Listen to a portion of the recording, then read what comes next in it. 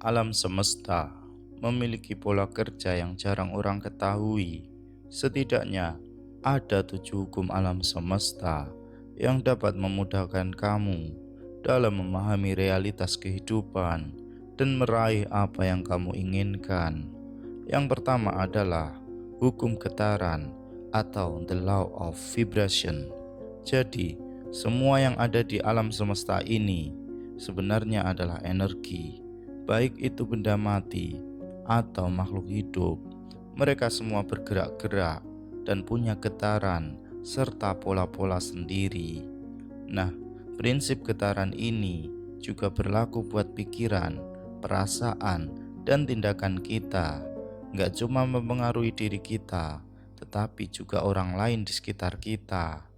Jadi, kalau kita pengen sesuatu, kita harus ngasih frekuensi yang sama dengan apa yang kita pengen ini, biar yang kita dapat sesuai dengan harapan kita. Makin kita sadar akan hal ini, makin tinggi juga getaran dan frekuensi yang bisa kita dapat. Dan itu berarti kita punya kesempatan lebih besar buat ngegandeng hal-hal baik dalam hidup kita. Keren kan? Yang kedua, hukum korespondensi alias the law of correspondence. Jadi begini, hukum ini bilang kalau yang terjadi di dalam diri kita itu bakal ngaruh juga ke situasi di luar kita.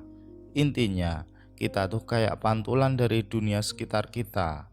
Bisa dibilang, apa yang ada di dalam diri kita itu cerminan dari orang-orang dan hal-hal di sekitar kita.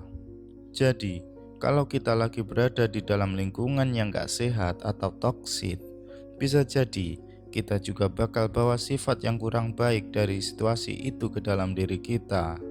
Nah, kalau kita pengen ubah nasib, keberuntungan, gaya hidup, atau kondisi finansial kita, langkah pertama adalah ubah dulu yang ada di dalam diri kita, seperti pikiran, pandangan, dan pola pikir kita.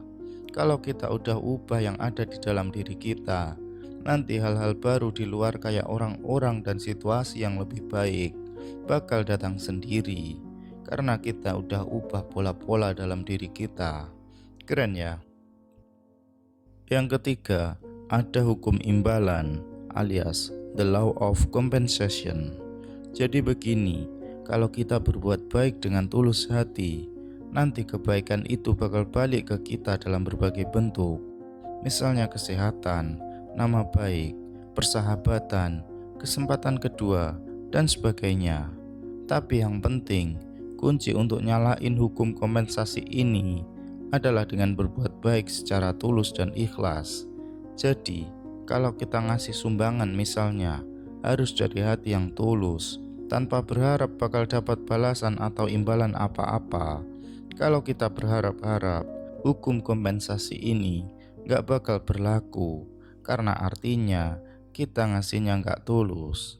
Jadi inti dari hukum ini adalah berbuat baik tanpa pamrih, nothing tulus aja. Yang keempat, ada hukum sebab dan akibat alias the law of cause and effect. Ini penting banget, karena di dunia ini gak ada yang terjadi secara kebetulan. Setiap tindakan yang kita lakuin itu punya reaksi, risiko, dan konsekuensi. Nah, apa yang kita tanam, itulah yang bakal kita tuai. Setiap tindakan punya akibatnya, dan setiap akibat bisa jadi sebab dari hal-hal lain. Bisa dibilang, hukum ini juga sering dikaitkan dengan konsep karma, yang bilang setiap tindakan yang kita lakuin bakal punya konsekuensi, baik di kehidupan dunia maupun di kehidupan akhirat.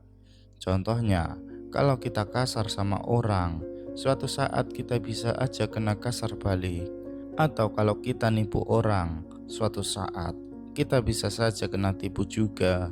Intinya, hukum ini mengajarkan kita untuk bertanggung jawab atas tindakan dan keputusan kita sendiri, karena semuanya punya akibat. Usahakan selalu berpikir sebelum bertindak. Fakir qabla an taksima. Yang kelima, hukum polarity alias the law of polarity. Semua hal dalam hidup ini punya pasangannya atau kebalikannya, seperti panas dan dingin, baik dan buruk, dan sebagainya. Semua saling melengkapi dan saling dukung satu sama lain untuk mempertahankan keberadaannya.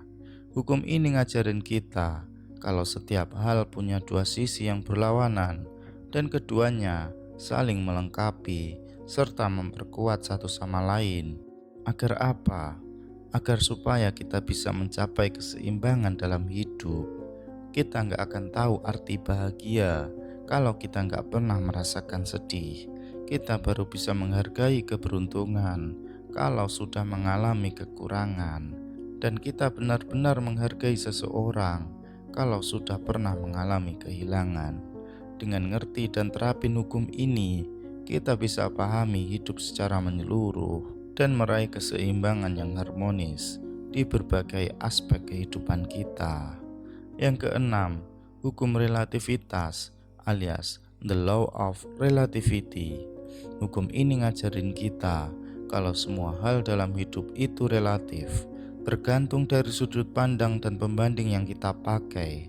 Setiap orang punya cara lihat sendiri terhadap suatu hal, tergantung dari latar belakang, pengalaman, dan keadaan pribadi mereka.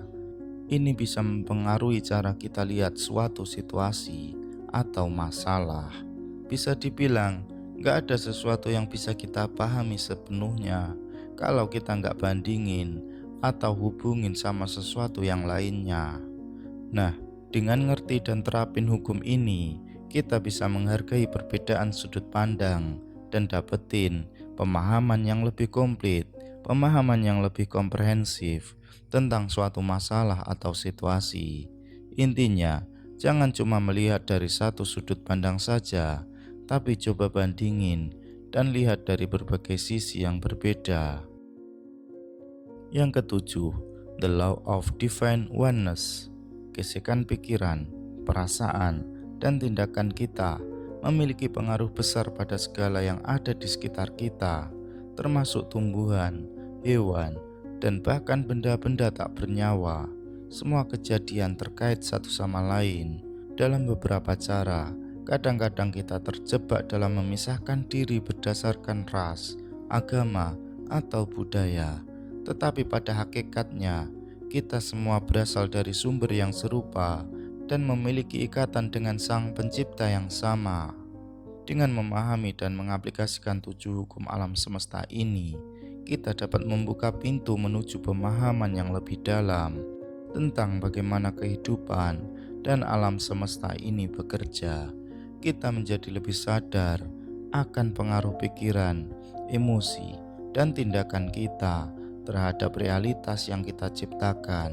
Jadi, mari kita terus menjalani dan memahami kekuatan yang terkandung dalam hukum-hukum alam semesta, sehingga kita dapat menciptakan realitas kehidupan yang kita inginkan dan meraih kebahagiaan sejati.